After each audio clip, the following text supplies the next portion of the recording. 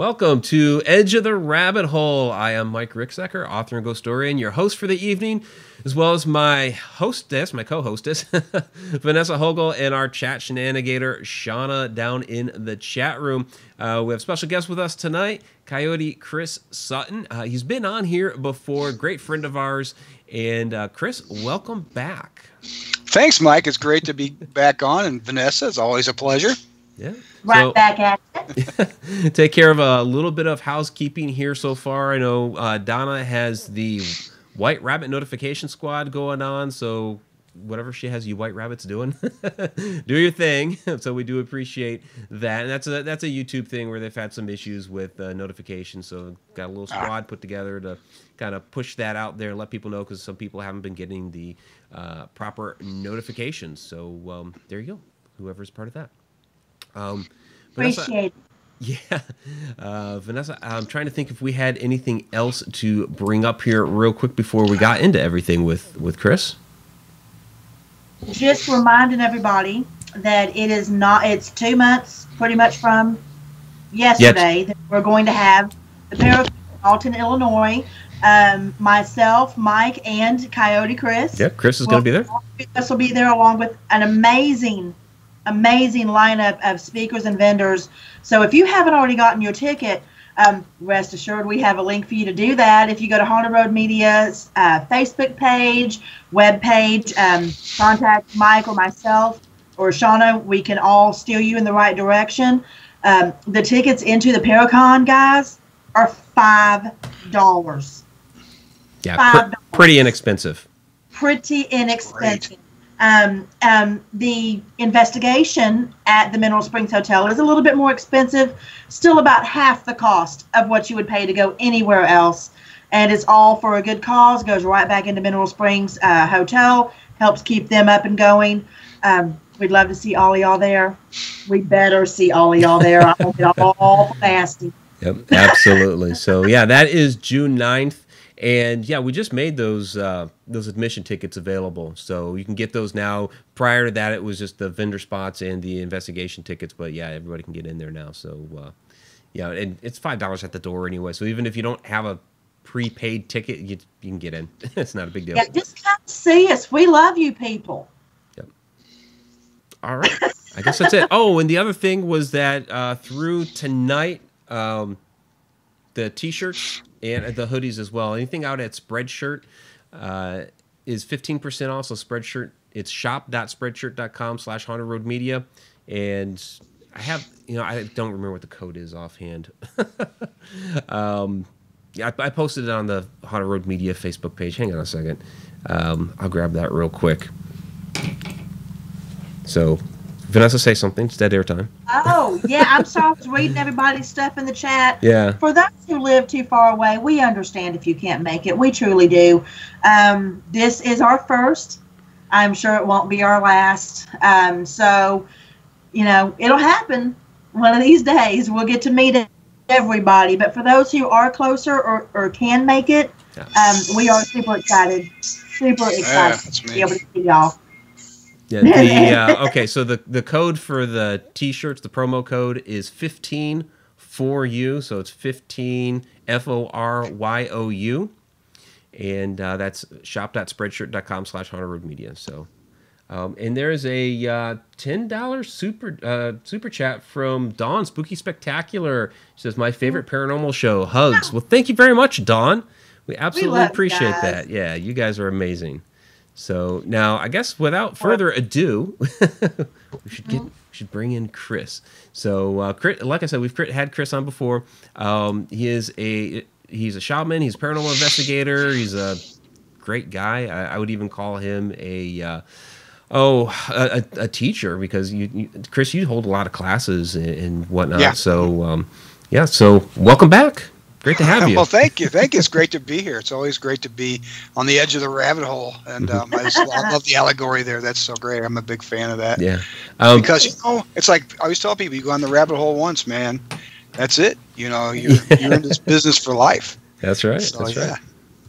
I'm actually super excited to get to meet you in person, because you get a lot from people when you're within their aura. when you're right there with them. And I'm really interested to see if you pick up anything off of me. Okay. Yeah, There you go. it's not the easiest thing in the world for people to do. So I am super stoked about that.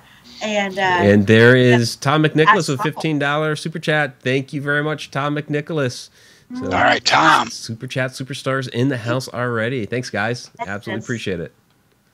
Now, will you be? Because you'll have to bear with me because it's just been such a crazy week and a half since I got back from Ireland. What specialness do you have going on while you're going to be at Paracon with us? Specialness. Specialness. Well, let's see. I'm still 2 months out, so I don't have exactly what I'm going to talk about yet because it kind of comes to me usually about a week before, and what I'm going to talk about. Usually it has stuff to do with, since it's a paranormal type of thing, I always mix my spirituality with my paranormal work because it's the same to me. And so it'll be something around those lines about, it could be talking how these types of energies and things you can pick up as a shaman or as any type of energy worker, how you can use your skills, your medicine, as we would say, to help yourself with your ghost hunting, how to keep yourself safe, how to help other people who've been affected by a ghostly experience, so to speak. And I know you guys have both seen this where you'll be on investigation and all of a sudden somebody becomes very emotionally distraught or sad, and you know what I'm talking about, and then having to work your way out of it. And I always tell teams, you should always have one of us along to help out with that type of stuff because I've seen it more times, and I've been affected too. I'm not gonna lie, and say I haven't been, but yeah, it's usually something about that. But you know me, I'm always singing songs and telling stories, and I'm part of the Siwas medicine tradition, which is a medicine tradition out of the Northwest Coast of the United States and Canada. And so I practice that, and I sing the songs from there and tell stories and teachings. And so I always try to have a great time with it because that's what it's about, everybody having fun, but also trying to learn some stuff as well. I can be funny occasionally. So. Oh, I know that. Now, I just don't know how, but it works out. So. It's just a gift, really, is what it is. A quick question for you, it just kind of got thrown in my head, which makes me think that it's one of those questions. I know, right? Totally not from me. It's from there, Do you encourage or do you do this yourself? Visualize or bring forth to you animal spirits when you feel yourself being threatened, either emotionally or physically? I have, sure. Okay. Mm-hmm. I mean, we all have animal spirits. We all have animal totems, just like we have other types of spirit guides as well. It's just a matter of getting to know them, letting them know we're interested. Because people, I want to find my spirit. Well, you got to put some work into it. Whether it's a spirit animal or a spirit guide, you have to show that you're actually interested and that you're willing to put the work in to work with them. But yes, animal, the bear, and obviously the coyote, So that's what I go by. That's my main spirit animal. But I have more than one. We can all have more than one, and we have more than one spirit guide usually. So I call in all the troops, if I need to, if it gets really hairy. Sometimes too, and I've been doing this downstairs in the mic down at Slaughterhouse. I don't know if you've been down with me or not. When I've done this, but I've been getting my drum out. I've been down there with you, but not to do anything, just kind of walk through it. Yeah, you haven't done that. I've been going down there and drumming. It really brings out an interesting energy. And we've had some times where we'll get everybody in a circle, and I'll sing a song. Yeah, there she goes. She's fired up. Yes. So we can do that in the pitch black, and you'll be standing there, and you'll see there'll be a shape come by, and they just come by to look at you. And he goes, we're on the very bottom floor there. This is where the spirits of the people, the natives, would have been. They would have been down on this level. Well, of course, there wasn't a building there. But that's where the ground is. That's where they're going to be. And so, and they'll come out and watch us, look to see what's going on. And Of course, we're always very respectful. You know, you don't go calling that stuff out because you don't know what you're gonna take home then, whether you smudge or not, or what you're gonna bring upon yourself. But always lots of respect, lots of love, and thanks to coming to see us. But yeah, they will come out and look at you sometimes, and they'll watch you and stuff, and you can see them. You get the blacker than black shape that comes by you, in the pitch black, and so it's been a lot of fun. So yeah, we'll definitely do that. Please do. For those, oh yeah. For anyone who is watching, if you have never witnessed or participated in a drum circle, please, please, please, please do. It is one of the most spiritual, fulfilling, calming, just overall good feeling.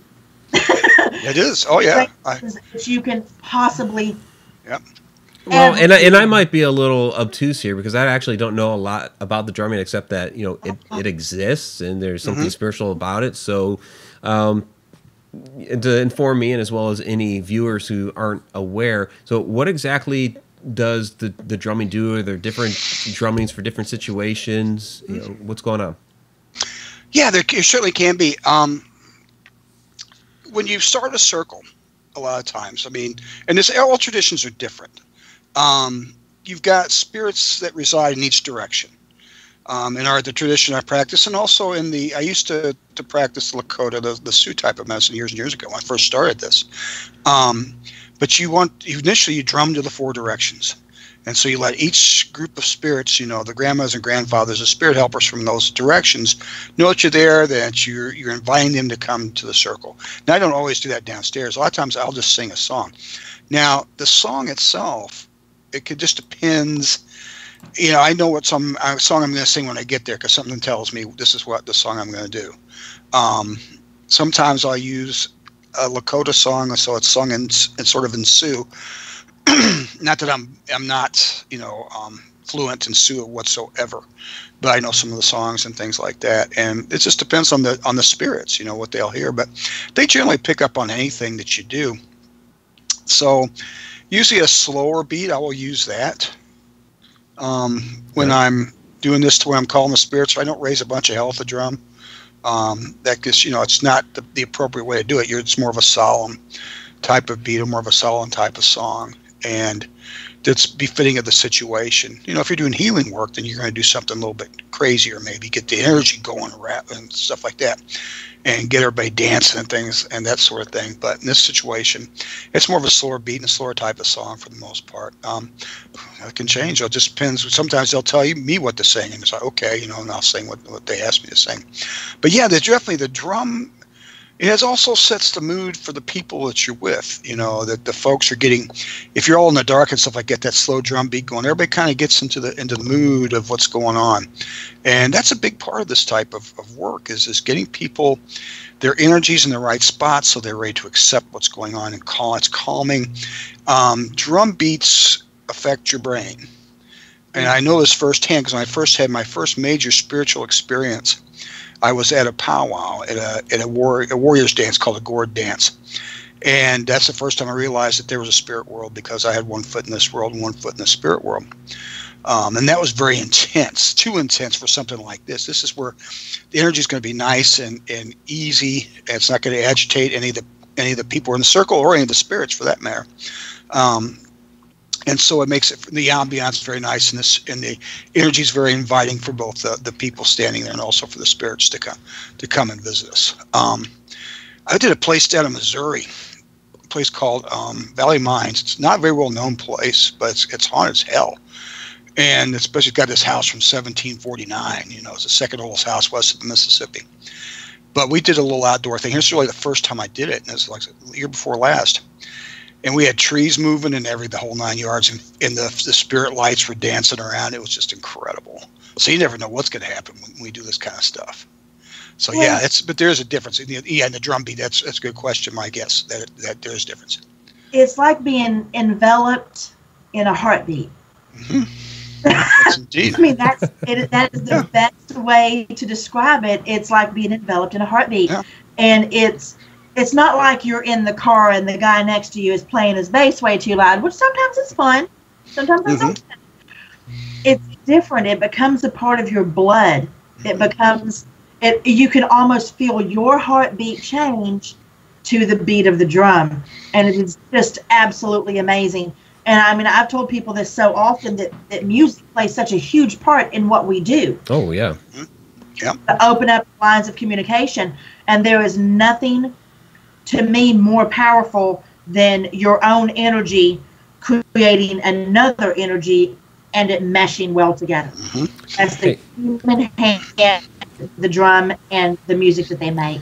We have a question down in the chat from Megan Talbert. I do also want to throw out there, we are broadcasting also not only on YouTube, but on Periscope and on Spreaker on Beyond the Light Network with Chuck Banks. So appreciate that as well. But from Megan Talbert. Chuck. Yeah, Chuck.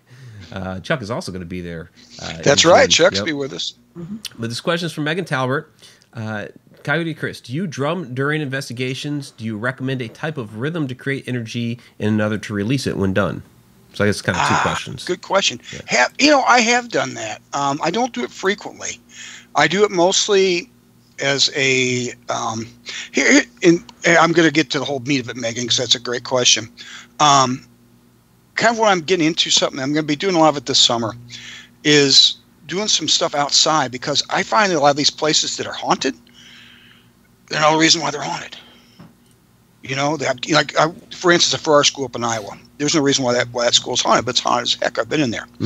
And so, but there's this great big tree out in front, and I've talked to other people that, Dave Roundtree in particular, about, and I know everybody has different opinions about Dave, but I know Dave. He's a shaman. He's a shaman. He practices that sort of stuff. He understands that kind of stuff. So he and I have talked about it. And so it's like he and I both feel that there's something with that spot, like as a ceremonial spot, because there's all this energy there. This huge tree, all this great energy. So we're going to do that this summer. We're going to do a ceremony up there with, and I'll let people film it. Usually I don't always do that, but we'll film it and have some ghost, some instruments out there and stuff like that, and see what happens. So I'm going to do that at different places. And so, but if you start slow, like I was talking earlier, if I was going to use it in an investigation, I would start slow to try to make it. I don't want to start going bat out of hell, because that's going to get everything stirred up.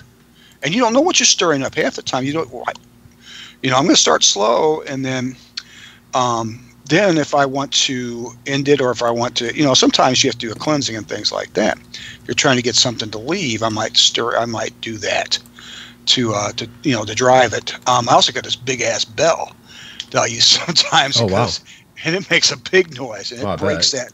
It breaks stuff up. It breaks energies up and things like that. And so I use that. So yeah, if I were to do that, I never start an investigation that way. That's an interesting thought, though.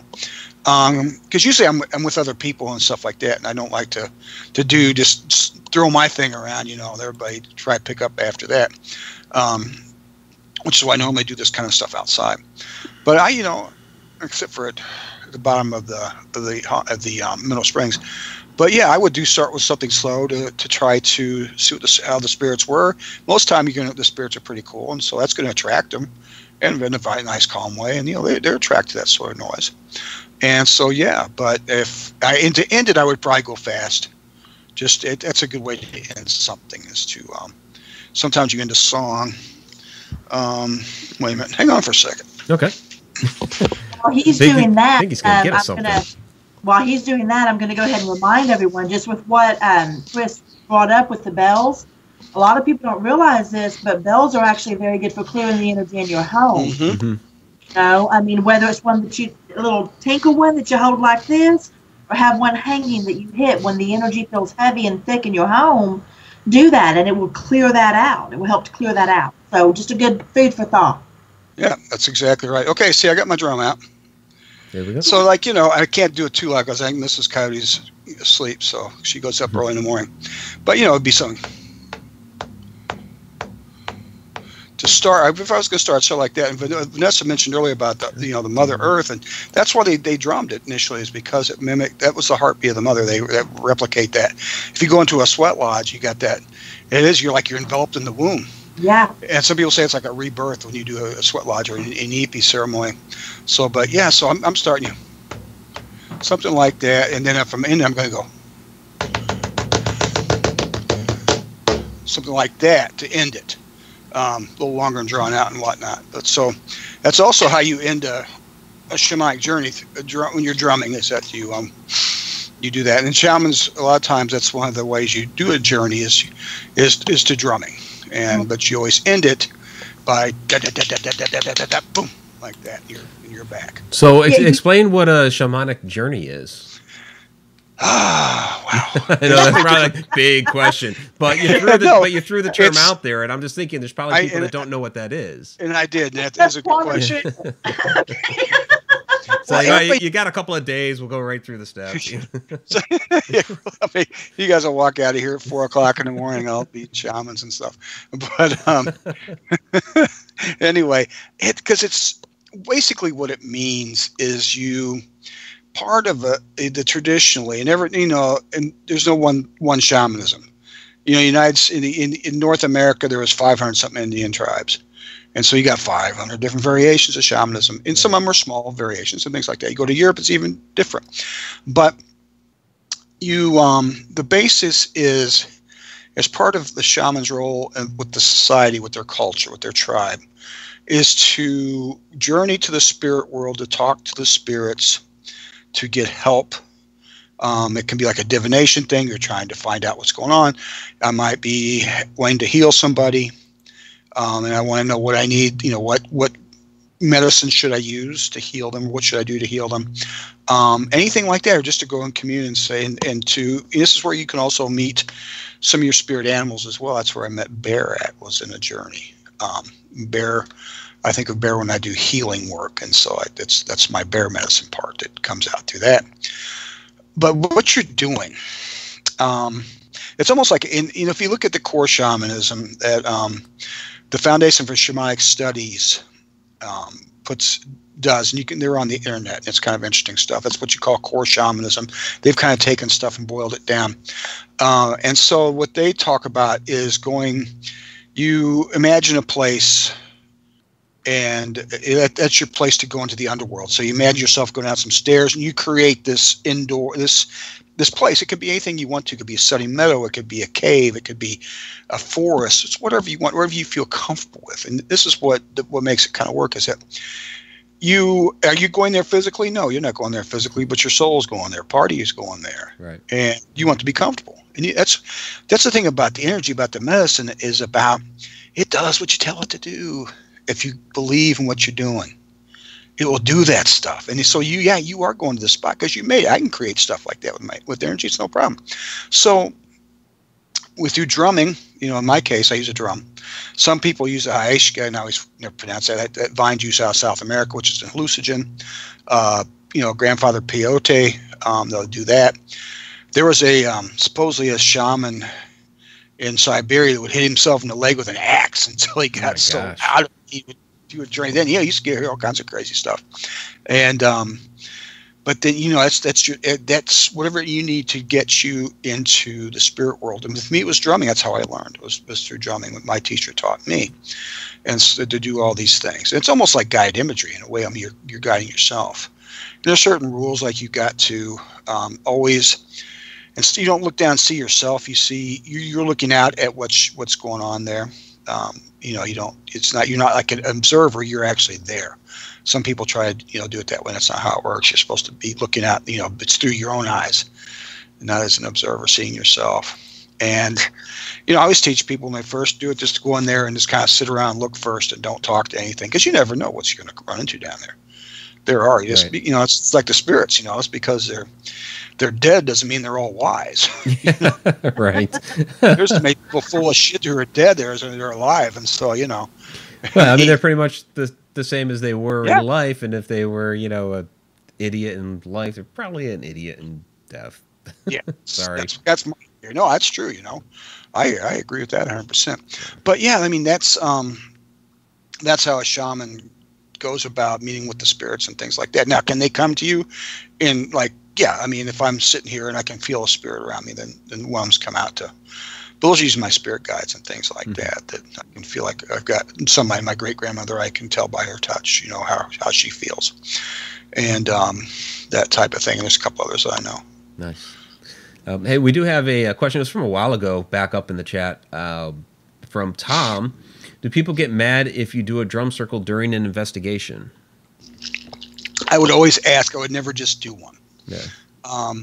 I would find that rude myself if I was in an investigation. Some knucklehead pulled a drum out and started beating it.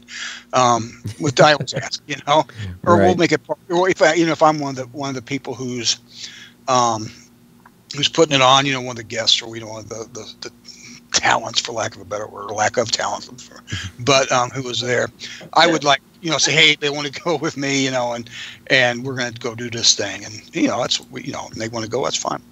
And like I said, I do it outside a lot of music, other people inside, but I would never. I'm a big believer in not forcing my stuff on other people. Yeah. So I would always ask. Pamela Rainey is wondering if you have a music DVD. I don't, and I actually talked to a dude one time about doing one of those things. Yeah. And it's one of those things. It's like we were talking for when on the air, and I've been promising Mike I'd do a book, and I just. And I got a chapter. He's got a book in him, definitely. I do. I probably got 2 or 3, because I always got opinions about stuff. It's just a matter of sitting down and doing it. But yeah, that is something I've thought about. I would be singing songs that there are probably people who can do them better than I can. I could probably give you a CD. If you go on to I think probably on YouTube you can probably find it. But if you want to buy it, go like the Amazon store or something like that, or iTunes, whatever. But the guy's name is Beaver Chief. Is the name, and he does the Siwas medicine songs. So if you go like artist Beaver Chief, you can find a lot of the songs that I do there. So I have also toyed with taping some of the teachings and stuff I do, and the songs and stories are included with that. So who knows, I might do those someday. I actually bought myself I don't know if it's a good camera or not, but it's got an IR on it. So I'm so tech stupid, it's not even funny. I've got a millimeter and a K2, and I just do those I have those for people who hang out with me. Hey, you want to look at this thing? Or if I really feel the itch to check out something I felt, I'll do that. Right. So well, you definitely have people down there in the chat saying you should do a CD. B3 Airspace and Lynn's White are both saying do it. Okay. Hey, Lynn, how you doing? Yeah, that's okay. We'll put that on my list of things to do. I gotta get going though. Shoot, I'm 61. I gotta get some. I got a lot of time. I think I got time. You're still young, but yeah. Well, I've had sooner's always better for for us, because we'd like to be able to enjoy it.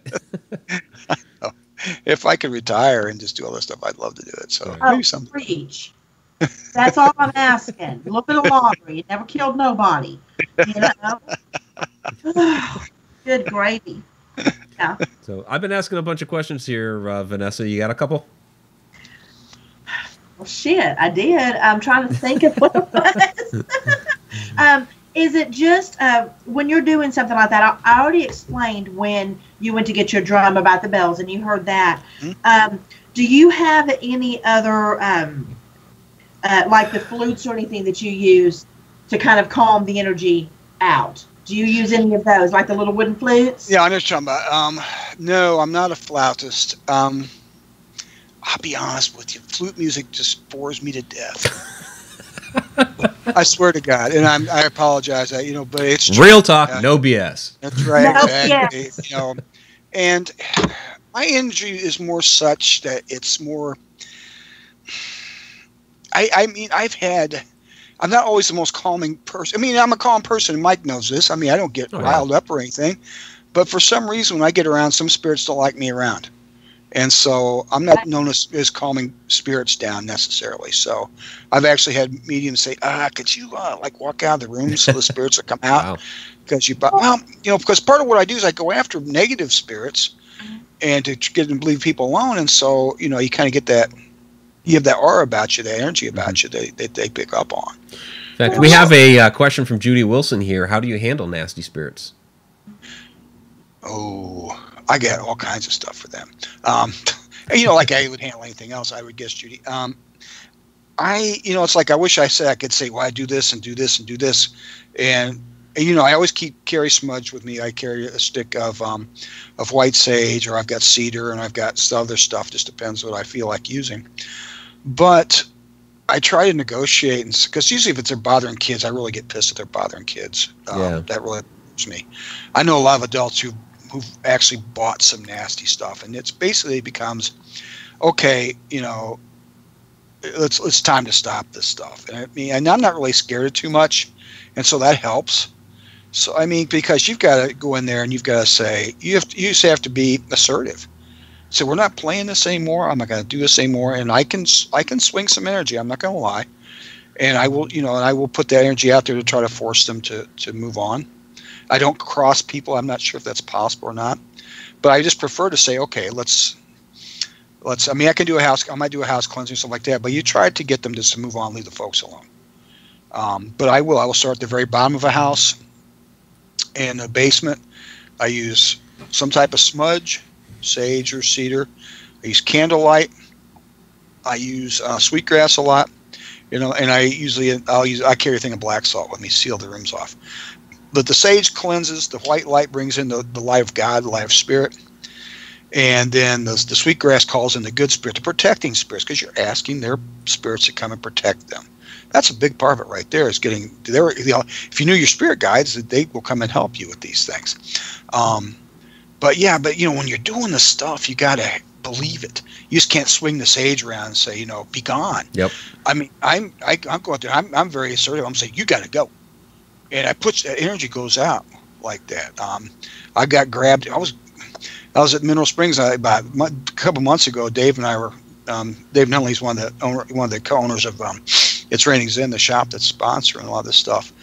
And we were looking for vagrants because people try to sneak in there and sleep in the basement. Right. And so we walked down by this one part we don't usually go into. It's actually the laundry for the residents there. People actually live in this building. They have apartments there. And some spirit freaking grabbed me on the arm. And I'm not used to that stuff. So people think I'm scared, but I scream. I literally scream, but when you do that, it's like shooting a shotgun off.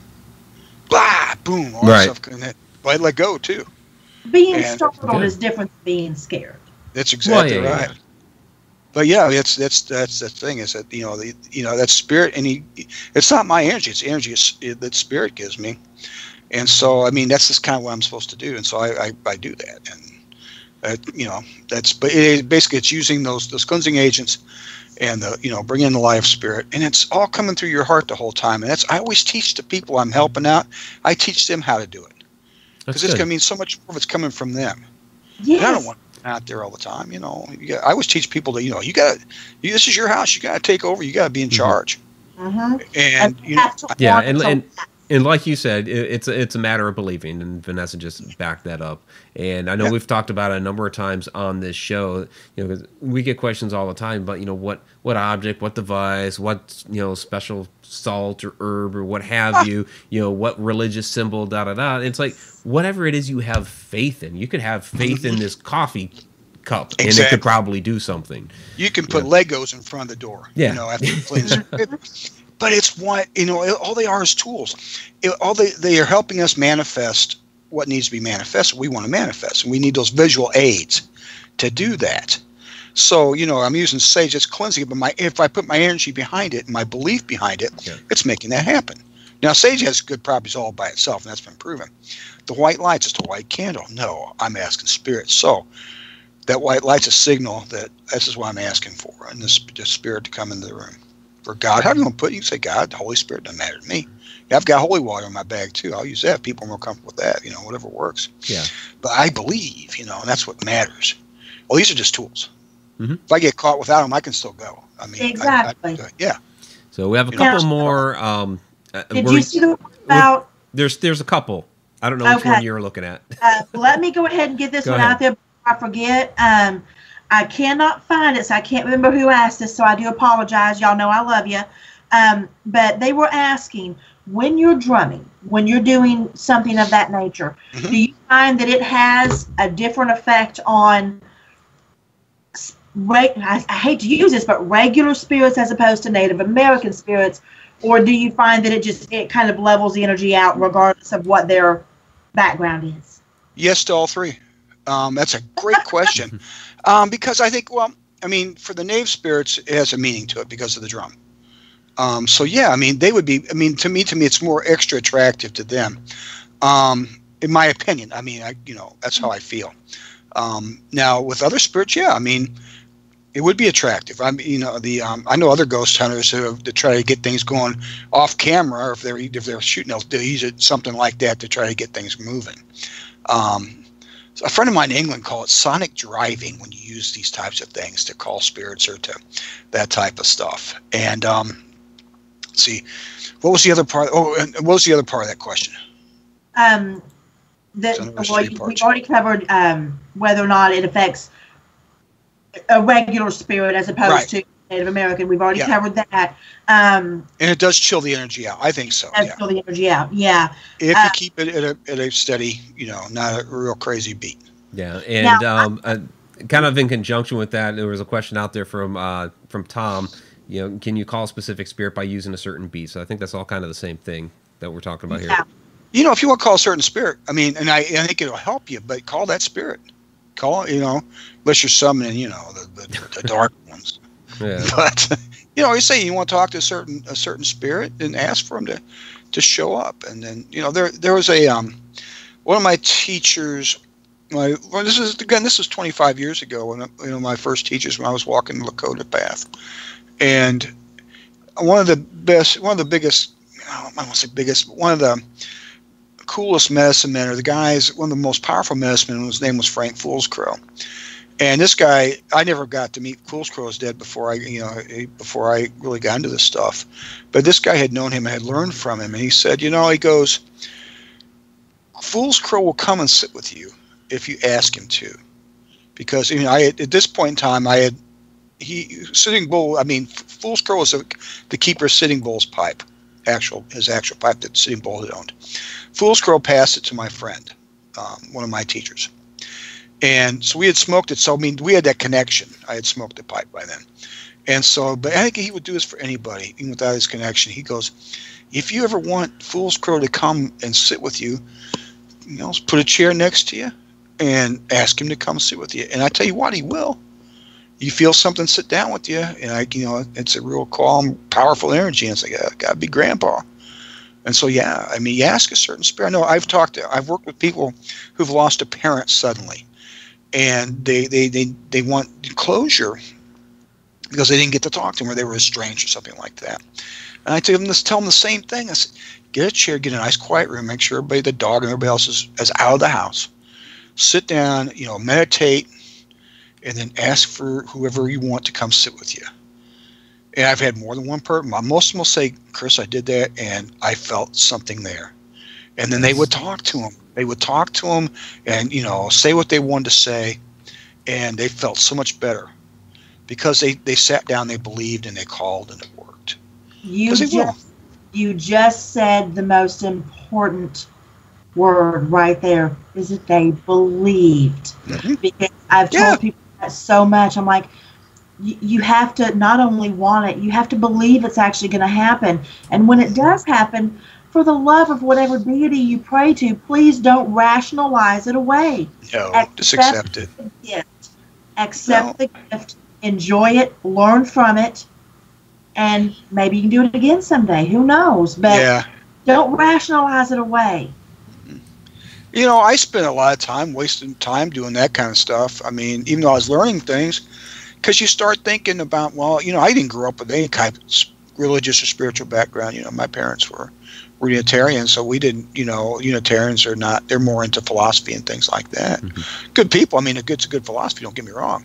But I had no background in this type of stuff. So I spent a lot of time, intellectualizing stuff. And Vanessa, I have a feeling you've been through this before, that sometimes you think to yourself, why me? Yes. Why in the hell am I, I was going to go to law school.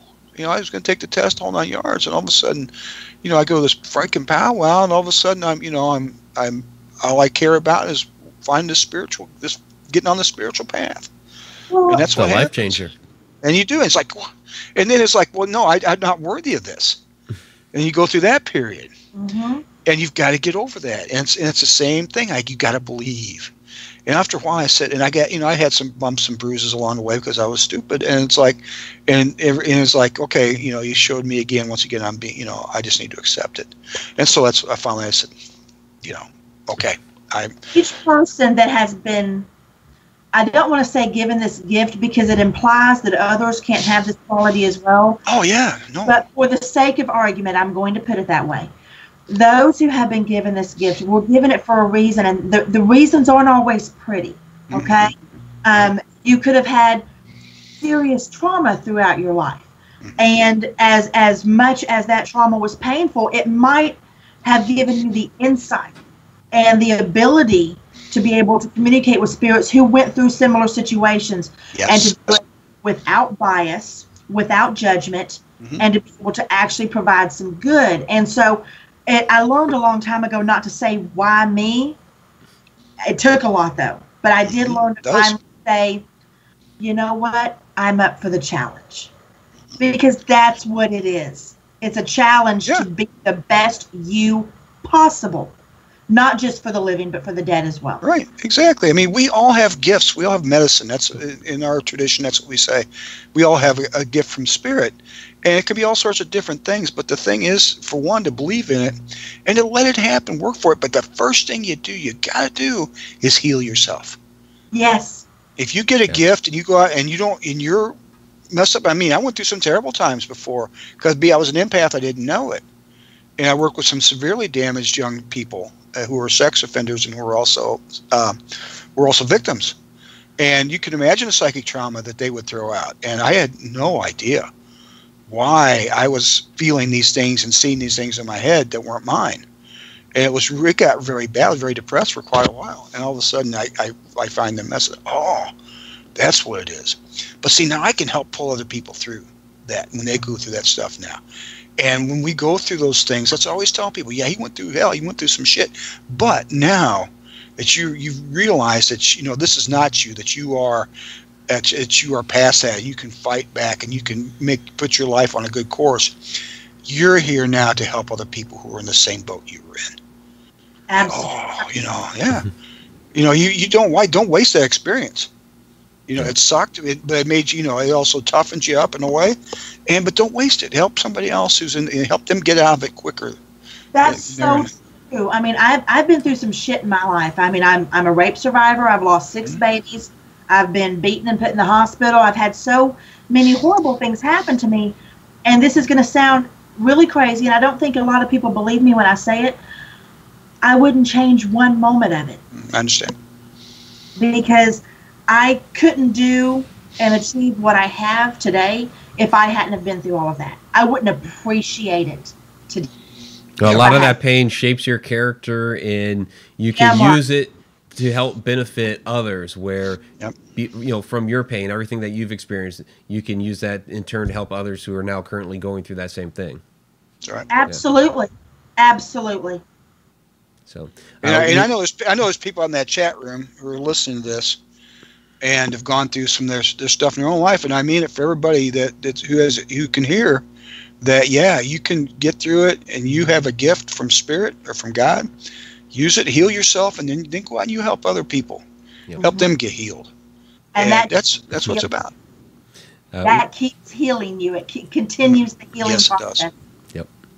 We do have some other questions here down in the chat. There's been quite a few coming in while we've kind of been chatting here. Shay Carroll has posted one out of Spreaker from the Beyond the Light Network. Hi, Shay. Just kind of a general question. So this is from Chanel. Are your children musically talented? Yeah, actually, my daughter is an excellent violinist when she chooses to do it. She was first chair of the high school orchestra, and she still picks it up and plays well when she does. So she's very talented at it. And I guess I wish she'd play more, but she's kind of getting back into it. But my son was a bass player, upright bass player for a while. He I hope he's not listening.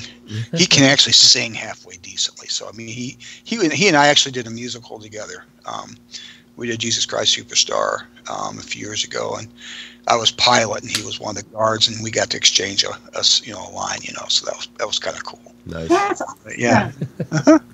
Wow. I can't carry a tune in a bucket. I have a voice. Hey, my voice has character. Let's put it like if anybody wants to see Chris sing, we have him on video on the Goldenrod Showboat. Yep. It's one of our Goldenrod Showboat videos, so go check it out, and you'll see Chris sing. Yeah. And because we were trying, because it was, the Goldenrod was a dinner theater place, and so I thought, well, I'm gonna get up on stage, and I think I did King of the Forest from the Cowardly Lion song. You did Cowardly Lion. Yep. Yeah, because I played that before, so I knew I knew how to sing it. So yeah, you're gonna have to do that for me in Illinois now. There you go. So you hadn't asked for that. You never know. Question from Lynn's White. Do you have to ask them, the spirits, do you have to ask them out loud to come, or just think it? You can think it. Yeah. Okay. I believe that they can read those as well. I don't know, calling out to me is, I think if I'm looking for somebody who I'm not used to speaking to, I would probably more likely vocalize it. If it's it's one of my usual spirit guides or a relative or something like that, I would probably, go through my mind. It just depends. At different times you feel you should do different things, and I follow that. And so, but yeah, good question. Either way is fine. Mm-hmm. Okay. Trying to scroll through here, see if there's any that I've missed. They are talking about cocktails in the chat. I was asking Vanessa, she's hitting a thing of vodka there. Yeah, come on now. Oh, I know. No, it's water. I promise. I do have some whiskey in my freezer, though. Might have to hit you in a minute. Okay, well, B3 Aerospace was asking, were you drunk? And no, it was actually a trigger object. Yeah.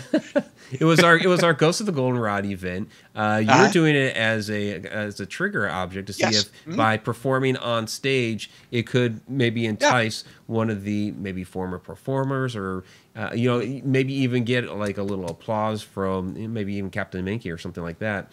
And I know Jake Medford followed it up by playing some ragtime music off his phone. So I love ragtime music. So that was the idea, was to what's funny is at the Mineral Springs, where we'll be June 9th, every once in a while Dave and Donna will play that 40s swing music. Yeah. And that'll light them up sometimes, gets them going. And so that's a great way sometimes, especially if you're in a venue, what's been going on. Mm-hmm. And you like a place like that, they would have orchestras there playing that kind of stuff. And so let's rock that stuff out, and see what happens. Yeah, even the spirits are in tune to music, and I guess that's kind of where the drumming comes into play, right? Yeah, vibrations, sure. Vibrations, right. Yeah. And plus it's that place is in that we're talking about, especially with the Goldenrod and with the Mineral Springs, both they were in heydays, were in the 40s and 30s and 40s and things like that. And so, that music was popular then, and so they're going to be attracted to that. And then, then some of the old ones that weren't as old, you could probably use a little bit of the 50s music, and that'd probably work as well. Yeah. So, but yeah, I know I'm all for using stuff like that, trigger objects. So yeah, bait. Now, and I think because of the vibrations that the trigger object like that, I guess the drumming as well, because of the vibrations, it might work a little bit better, because I guess there's that belief out there that the spirits resonate better with vibrations. I know that a lot of times, especially when it comes to like a child spirit, we throw out like a crap ton of toys on the floor, but maybe they might resonate with something better, like a piece of music. Right. Yeah. I mean, kids' music. I was watching what was it? This Ghost Stalkers, and that was a Chad Lindbergh and John Tenney, and Roundtree was on that too. And I remember, and every time I see Chad Lindbergh, I give him hell for it. He plays hot cross buns on one of those penny whistle things, in the gym there. It's like, oh, hot cross buns.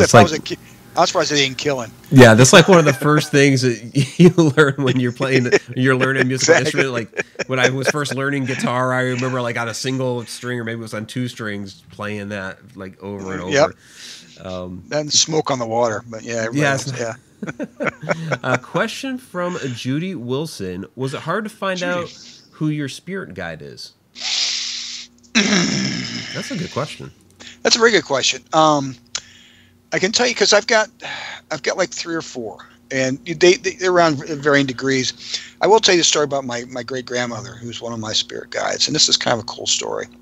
When I was 5 years old, my mother and father took me to go see my grandmother, who was in a nursing home in southern Missouri. And, and I work in nursing homes now, and they're not near as bad. I mean, I'm an advocate for people who live in nursing homes in my day job. And so they're not as bad as they used to be. Back then, they all smelled like piss, and it was awful. And so I was 5 or 6 years old, and so they only had to stay in for a little while, and they let me go out and play. So I'm out there playing in the yard, and this older lady, obviously it's a nursing home, so this old lady comes up, but she acts, she's kind of funny looking, and she kind of comes up to me, and she goes, "Oh, you little boy," it's hard for her to speak, and she hands me this little baby doll, and has a little plastic thing. It was kind of busted up. It had a hole over its heart. I never to this day, I don't know if there's any kind of significance in that. Anyway, she hands me that, and it's like, I'm a polite kid, and so I'm like, oh, look at it. I was, looking at it, and so I went up to look up and say thank you, and she's about, 30 yards away from me all of a sudden. I'm like, wait a minute, it's kind of weird because she wasn't that fast, and I got distracted, looked down again, looked up again, she's gone. It's kind of like I barely saw her go around the side of the building, and this is a matter of a few seconds, and so she shouldn't be able to move that fast. So I never saw her again. We left, and then, gosh, I don't know how many years later it was. It had to have been in my 30s. Or even 40s. And we're going through this old family album, and bam, there she was. It was my great-great-grandmother. I'd never met her. She was dead at the time when that happened. And I looked, my flashback to that was who it was. And so she had come to see me. And now to this day, she will come and see me. But yes, that one was, more of an afterthought. And, all of a sudden I thought about, bang, there she is. Now, I've also had other ones where it's been more difficult to try to figure out. You feel like something around you, but you just can't figure out what it is. And you really have to work at it and sit and meditate about it, ask it to come talk to you. And so there's a couple stories of those too. But one time, I guess one of them was I felt some, when my wife and I went to Chicago to see my teacher, and we're coming back, and my wife goes, "There's something in the back seat." I'm looking, yeah, you're right. There's a Native American sitting in the back seat. Yeah, it's okay. Well, we're going to be cool and just look ahead. And so we're just Mom and back there. And I can't, I can feel it around. It's nothing threatening. It's cool and everything. So,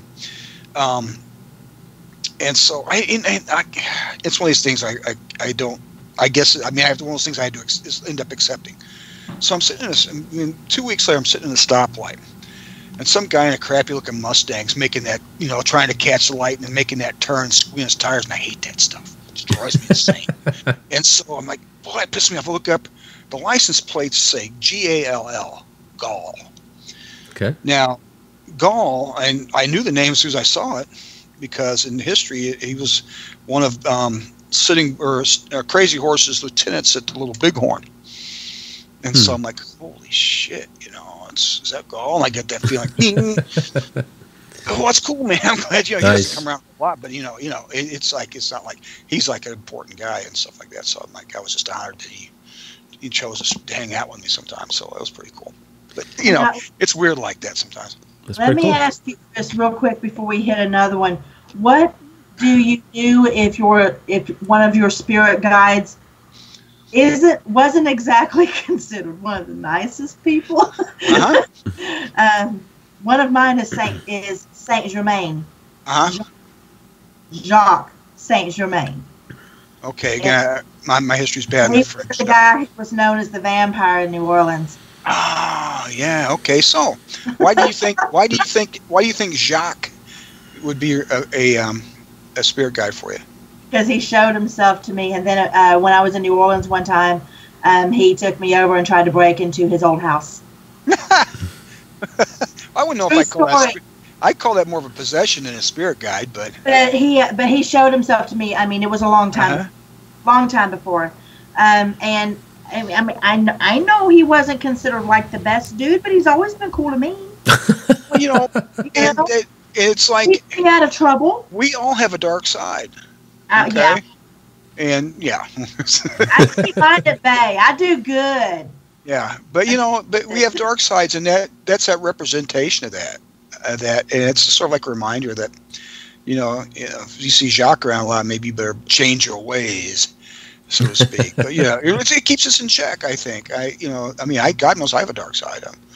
We all do. We all do. There's a reason I walk around the corner at 3 o'clock. Even our chat Shananigator has one. There she is. Hey, Shana. Yeah. So there are some more questions coming into the chat. So we only have a few minutes left, so let's try to knock those out. All right. From Bree Jones, have you ever met a gatekeeper as an animal totem? I have to be honest, Bree. The gatekeeper thing, it's not part of my usual stuff. So I think it's very possible. Yes. It's just not something I've messed with too, and it's just not something that I've had much chance to deal with. And so I'm sure it's very possible for a gatekeeper to be any type of spirit. Okay. That's pretty cool. Yeah. Yeah. From Dawn, has a spirit ever used your drum to contact you? I can't say that has happened where it'll go off on its own. I have to think about that, though. Usually it gets my attention. Usually if someone wants my attention, it gets it. I can pick it up on my energy, because our energy emanates away from us and stuff. And so I usually get poked on that through that, and that's when I get a kind of a feeling in my head that something wants me. Now my wife is a different story. That she got these little angels up in a curio cabinet, and it'll turn them around and face the other way. Oh wow! And I tell her, I said, because you ain't paying attention. So you need to pay attention to what's going on. So I try to pay attention so I don't get those types of reminders. But I've been in the past, I've gotten some pretty rough messages. Okay. Yes, good question. Chris, go back to what you said at the beginning of the show, though. You said that sometimes you're told, kind of in your mind, what to play on the drum. Yes. Could they request a song? So like I'm a jukebox? Yeah. Okay. I believe you're I guess. See, it's sure it's possible. Nice. Yeah, I believe that they are already putting that thought in your head, and they're communicating with you in order to get you to play that. That's possible. That's good. That's a good point. Yeah, like the DJ. Yeah, I like jukebox better, but that's something. Yeah, That's funny. And that's what you do. You don't, like I said, I tell people I don't know what I'm going to do until I get there usually. And so, I just, usually I think of it as spirit in and of itself tells me what to do, but that doesn't mean the spirit couldn't make a request that's reasonable. I would perform, and, my spirit self knows it and goes, I go ahead and do it. So, yeah. Are you at times kind of just channeling the spirit while you're playing? I don't know so much as channeling it as feeling, it's like it's being inspired, to do something rather than so much channeling. When I think of channeling, I think of like directly getting a spirit to speak through me is how I see, how I feel about that. And I do, I love using this line. I do a little medium work, but I'm kind of a medium rare. Yeah. So I've used it before, I'm sure. Yeah. Anyway, Mike's heard that one before. Yeah, and Rob Guttrow says the same thing. So does Guttrow say the same thing? Good. Yep. Oh, he stole my line. Wait till I see him this June. I haven't met Rob before in person. I'm not giving shit about that. Yeah, he's a good dude. So, but yeah, I mean, there's influences to me, and there's channeling. Channeling to me is like, you're going almost verbatim from what the person wants you to say and stuff like that. Which I do it from one of my spirit guides. I won't do it for anybody else. Okay. I don't like. From Robert White, have you ever used the drumming to send a spirit on if they were stuck? I will offer them if that will help them to achieve that for themselves. I will do it. I don't do it to forcibly remove somebody. I don't think that's my job. I've got friends of mine who that is their job. And so my thing is to try to get people to get spirits to move on if they're bothering somebody. But if they would like that, if that will help them, I'm sure I'm more than happy to do it. Yeah, but not forcibly. I agree with you. I don't think it's our job. Yeah, I don't. I think it's. I always question it when someone says that they have went into a location and they've gotten rid of. Mm-hmm. move them on. Yeah. That's implying that anything that we communicate with in any fashion no longer has free will, and I can't agree with that. Yeah, and I don't have that type of. I'm not sure who does have that type of power to do that. I mean, I don't think you can anybody say they does. moved them all. I mean, I can get something out of the house, but I'm not saying I'm moving it on, and so it just goes someplace else. Yeah, and might come back. Yeah, it might. I tell people that all the time. I mean, I might come in your house and do all my mojo and stuff, and it may leave before I get there even, and so they might come back. I might still do all my stuff, but a lot of times people will do stuff to invite it back in. I've seen it more than once. I said, don't do this, don't do that. They'll do this and that, and bang, it's back. And I've actually always wondered if the spirits aren't kind of standing in the corner going, all right, they put a whole lot of work into making this look good. You know what? I give it a week, 2 weeks. Yeah. Let Don't have to watch. Then we're coming back. Makes you wait till that coyote gets out of there, and then I'm going to come back. True story. What we got next, sir, Mike? We got from Grizz, one of our Deep Down the Rabbit Hole Patreon patrons. With spirit animals, have you ever heard of a blue yeti? A blue yeti? I have not heard of that. I'm not against it at all. My son has had encounters with dragons, and that's a mythical creature. Now, yetis may actually exist, so many dragons. I mean, yeah, I'm not going to get into that whole etymological thing. But, however, yes, I have not heard of it, but I'm certainly believe it could happen. An English friend of mine said he had a thing of spirit. He had spirit animals and totem animals. Spirit animals are things you could see that lived in your area, like hawks. Hawk was my first medicine animal. I could see one. But if you had something like a rock or the big bird, not a stone, a yeti or something you don't, or even something like around here you don't see, like a snow leopard. And if you had that would be a totem animal. But this is the same thing. It's just a matter of one being able to see one, not be able to see the other, whether it's mythological or it doesn't live in this area, in the area you live in. So yeah, why not? Spirit will come to you in a way that it will get your attention.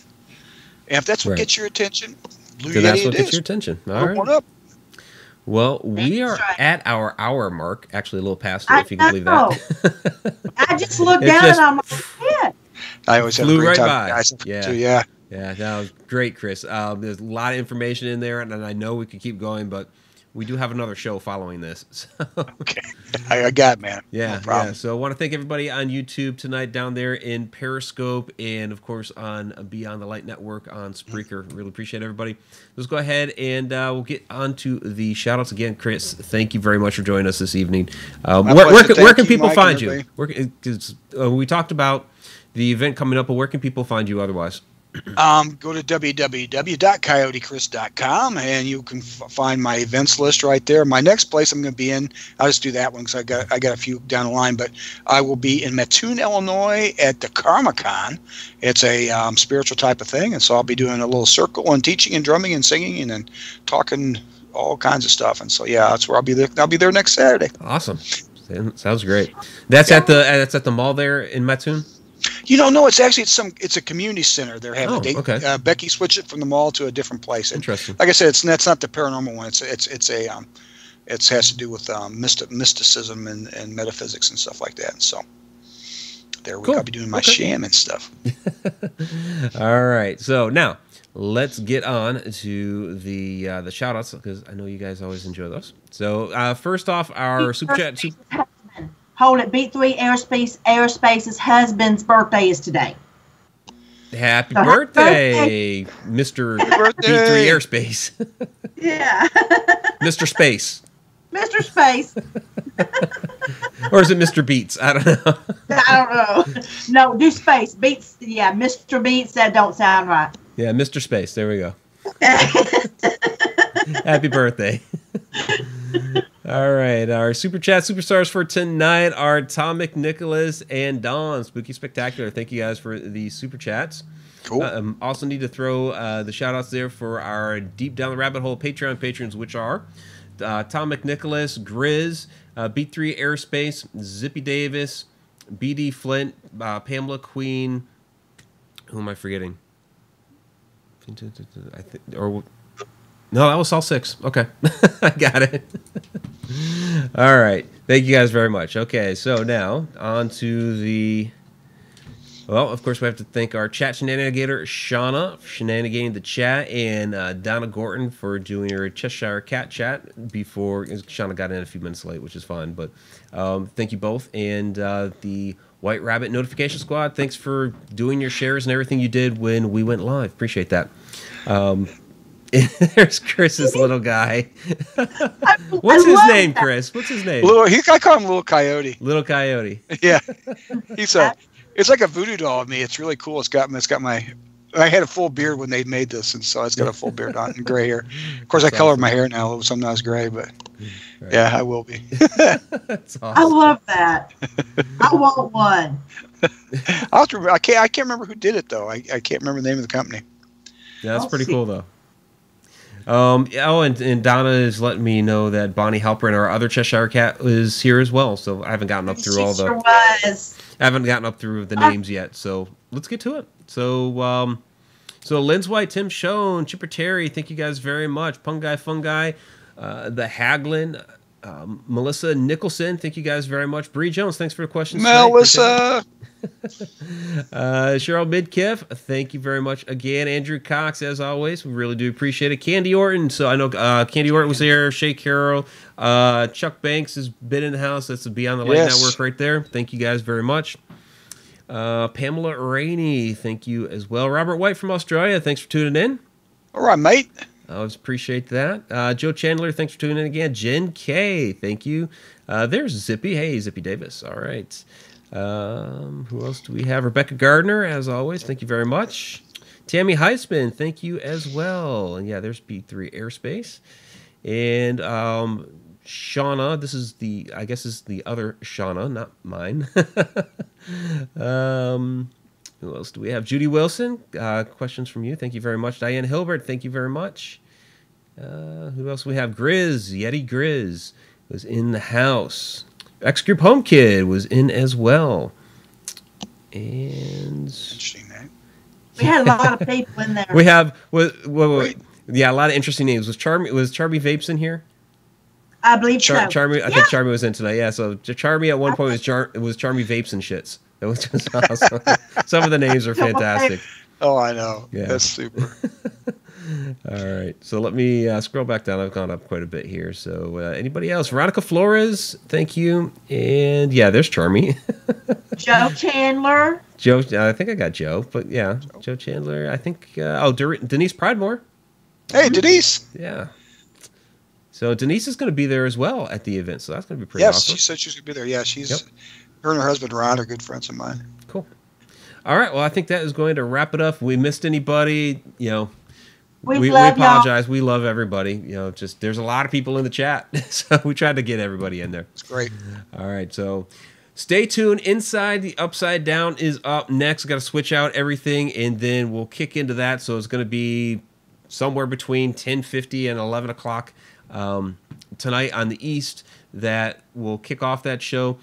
What we're talking about tonight is psychic versus science. So basically, the question was thrown at me it was a couple weeks ago in an interview. Am I more on the psychic side or am I more on the science side of things when it comes to paranormal investigation? So we're going to get into that here.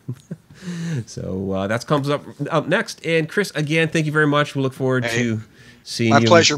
My pleasure. Always great to be on with you guys. I love the show. And, man, look forward to seeing you in June. Yep, we'll see you in June. Have a good one. Okay, at least. Okay. Good night. Good night. Bye. If I can find the right button. I got too many buttons these days. There we go. What?